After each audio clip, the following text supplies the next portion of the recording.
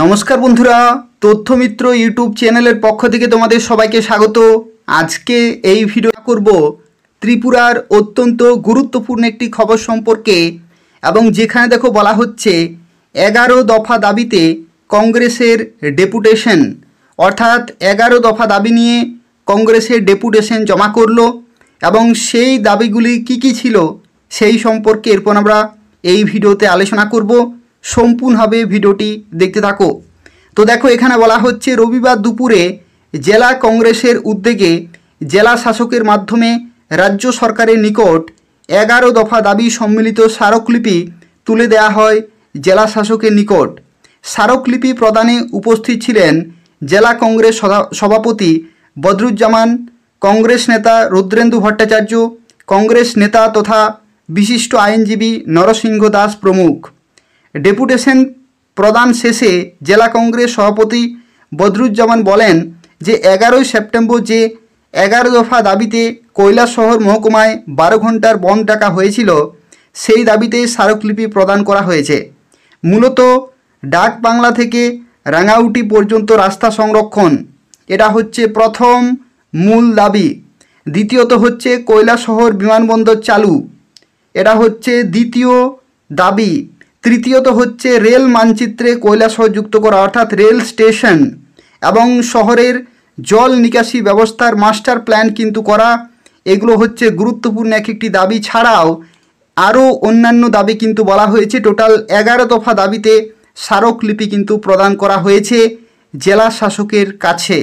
এবং বদরুজ্জামান জানান যে জেলা শাসক ডক্টর তমাল মজুমদার তাদের সামনে এয়ারপোর্ট অথরিটি অফ ইন্ডিয়ার দিল্লি স্থিত ওএসটির সঙ্গে কথা বলেছেন, অর্থাৎ তাদের কাছেই জেলা শাসক ডক্টর তমাল মজুমদার তিনি কিন্তু কথা বলেছেন এয়ারপোর্ট অথরিটি অফ ইন্ডিয়ার সাথে।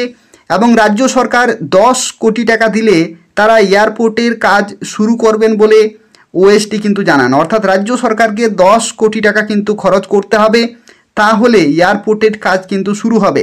এছাড়া রাস্তার বিষয় নিয়ে জেলাশাসক সংশ্লিষ্ট দপ্তরের আধিকারিকদের সঙ্গে কথা বলে জানান যে আগামী 3 দিনের ভিতরে যদি ডাকবাংলা থেকে রাঙাউটি পর্যন্ত রাস্তা সংস্কারে ঠিকাদার হাত না দেয়, তাহলে তিনি ঠিকাদারের বিরুদ্ধে কিন্তু এফআইআর করবেন।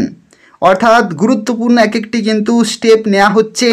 অর্থাৎ জেলা শাসক তিনি কিন্তু বলেছেন যে আগামী 3 দিনের ভিতরে যদি ঠিকাদার, ঠিক আছে, যদি আগামী 3 দিনের ভিতরে যদি সংশ্লিষ্ট দপ্তরের আধিকারিকের সঙ্গে কথা বলেছেন যে যদি ঠিকাদার হাত না দেয় সেই ডাকবাংলো থেকে রাঙাউটি পর্যন্ত রাস্তা সংস্কারের জন্য, তাহলে কিন্তু ঠিকাদারের বিরুদ্ধে এফআইআর করবেন। বদরুজ্জামান জানান যে যদি তাদের এই দাবি পূরণ না হয়, তাহলে তারা জেলা শাসকের অফিসে আমরণ অনশনে বসবেন। তো এই যে ডেপুটেশন 11 দফা দাবি, এটা কিন্তু জেলা শাসকের নিকট কিন্তু জমা পড়েছে, এবং দেখা যাক আগামী দিনে কি কি পরিবর্তন হতে চলেছে। যদি পরিবর্তন না হয়, তাহলে কিন্তু বদরুজ্জামান জানান যে এই সমস্ত দাবিগুলি পূরণের জন্য তারা কিন্তু জেলা শাসকের অফিসের কাছে আমরণ অনশনে বসবেন। এই খবরটি প্রকাশিত হয়েছে, আমি তোমাদের ভিডিওর মাধ্যমে শেয়ার করে দিলাম। এবং ত্রিপুরার এই ধরনের নিয়মিত খবরগুলি পেতে হলে অবশ্যই চ্যানেলটি তোমরা সাবস্ক্রাইব করে রাখো। অর্থাৎ এই যে তোমরা তথ্যমিত্র চ্যানেলটি দেখছো, এই তথ্যমিত্র চ্যানেলটি তোমরা প্রত্যেকেই সাবস্ক্রাইব করে রাখো ত্রিপুরার নিয়মিত খবরগুলি পাওয়ার জন্য। ধন্যবাদ।